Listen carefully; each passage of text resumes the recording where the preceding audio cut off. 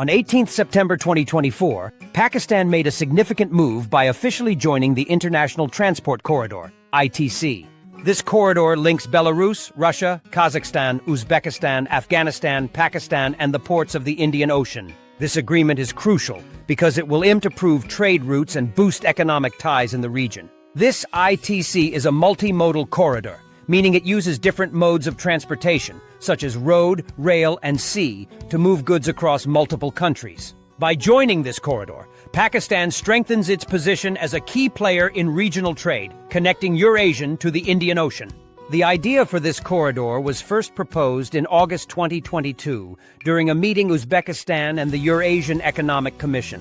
Both Russia and Belarus showed strong interest in the project. Then, in November 2023, Russia, Kazakhstan, and Uzbekistan signed a memorandum of understanding, officially beginning work on this initiative.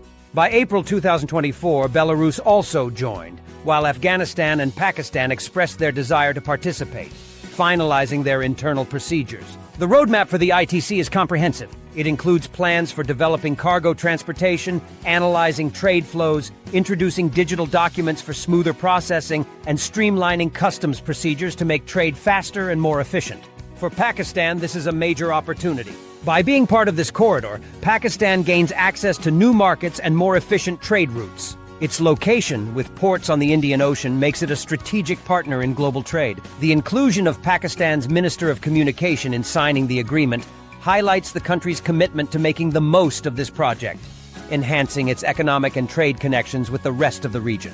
Looking ahead, this transport corridor is expected to play a critical role in the global supply chain. By connecting east and west, it will help reduce transportation costs, speed up shipping times, and foster stronger economic cooperation between all participating countries. For Pakistan, this marks a big step in integrating into the broader Eurasian economic landscape and ensuring a more stable, connected future for regional trade.